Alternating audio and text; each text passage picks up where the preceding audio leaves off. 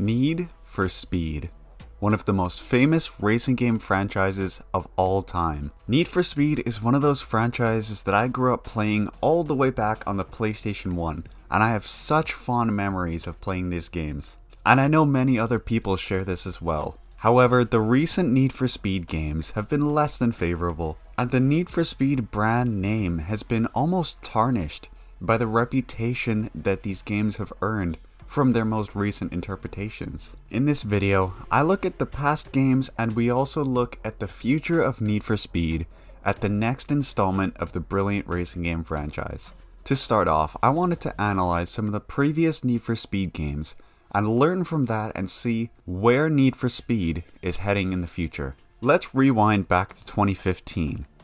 Need for Speed 2015 came out, and it was incredibly graphically impressive. The game was beautiful to look at, and I'll admit it had a very, very cheesy story, and it also brought in the very strong basis for customization, and it built that structure that all of the more recent Need for Speed games have used.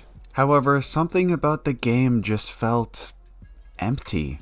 Now sure, partly the only at nighttime setting definitely contributed to this, but something about the map and everything about the atmosphere of the game, it just didn't feel alive. It just felt like a dead world that you were racing in. This isn't to say that Need for Speed 2015 was a bad game, it just wasn't what fans of the series were hoping for. 2 years later, we ended up with Need for Speed Payback. Need for Speed Payback was again a graphically stunning game, and somehow managed to have an even cheesier story than Need for Speed 2015. You know, one thing I can say for sure that Payback had was very fun gameplay.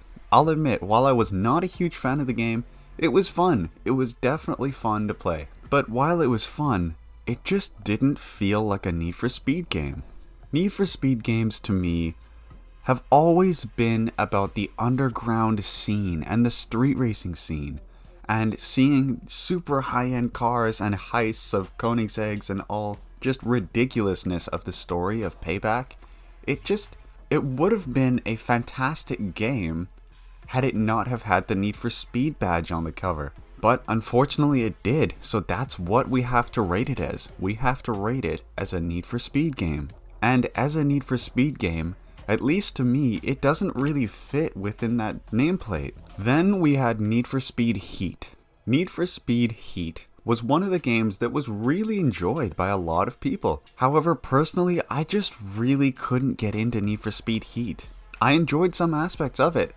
The gameplay was really fun, customization was better than ever when it came to Need for Speed, and it was definitely a little better than Payback when it came to promoting that more underground street racing theme of Need for Speed.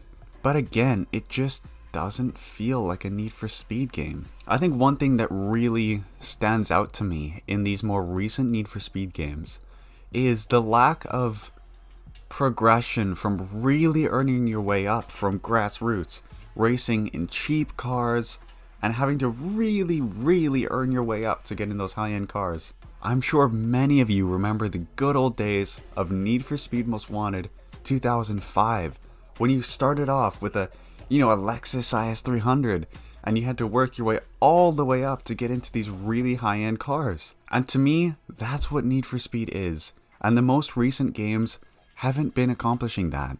So with the knowledge of the past 3 Need for Speed games, let's look at the future of the Need for Speed franchise. One major aspect that is going to affect Need for Speed 2021, which I'm going to call it as I still believe it will be coming in 2021.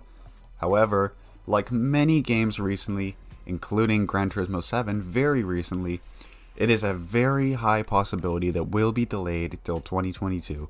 But for the sake of the video, I'm going to call it Need for Speed 2021. The major thing that is affecting Need for Speed 2021 is the fact that game developers have switched. We are switching from Ghost Games and returning back to Criterion games. Now, I know that originally this was met with a lot of unhappy Need for Speed fans. And me, myself, I'm very conflicted by this news, as Criterion has made some of my favorite racing games of all time.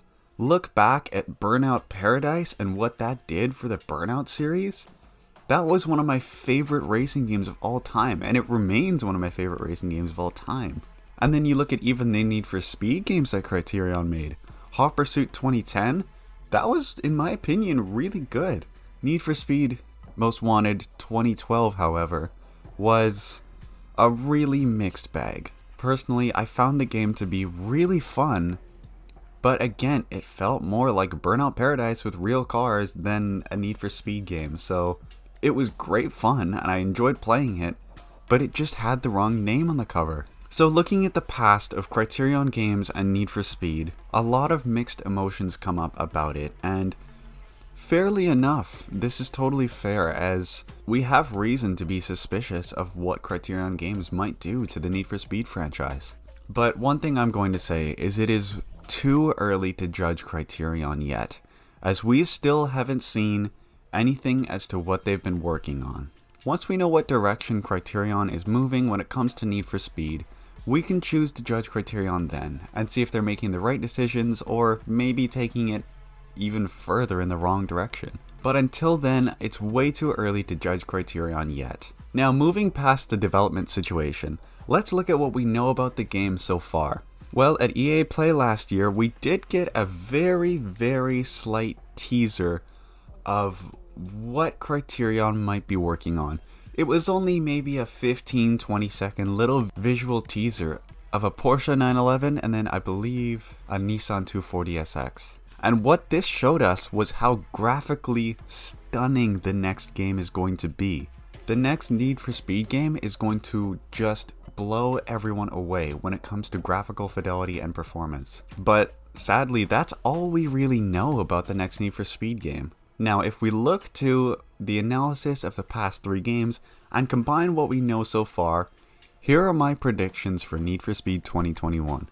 I personally think Criterion is going to take a pretty conservative approach when it comes to the next Need for Speed. What I mean by this is that they're going to make a game that is very similar to Need for Speed Heat, but will take some of the more Criterion-esque features, like from Need for Speed Hot Pursuit 2010, and combine these with what Ghost has managed to do with Heat. So we're not going to get a return to Need for Speed Most Wanted 2005 or anything crazy like what some people are predicting, but I think this is going to be a step in the right direction. One of the things I also predict, if we look at the past of the Need for Speed franchise, is that I think Need for Speed 2021 is going to come to current gen consoles as well as the next gen PlayStation 5 and Xbox Series X and S. If we look at Need for Speed Rivals, for example, while not the greatest Need for Speed game ever, it came out on both generation of consoles when the next generation came out. So looking at this, I think we're definitely going to get it on both consoles. The version on Xbox One and PlayStation 4 is just going to be a slightly graphically downgraded version, probably playing at 30 FPS, while the next generation version will be beautiful and probably be playing at 60 FPS. But again, these are just my predictions for the next version of a Need for Speed game in 2021, but we'll just have to wait and see what Criterion shows us next. Now, in terms of when I can see getting more news about Need for Speed 2021, it's either going to be at E3 this year or at an EA Play. Most likely it will be at E3 this year, as that's when Need for Speed tends to reveal their newest games. You can expect at the EA press conference at E3 2021 that we will see a full reveal of Need for Speed 2021. Alright everyone, so that is it for this video. If you enjoyed it, please leave a like on the video and subscribe to my channel, as I will be posting lots and lots of racing game content coming up, and you definitely want to subscribe for that. Alright, so if you could leave a like on the video, it would be so much appreciated, and I'll see you guys in the next video.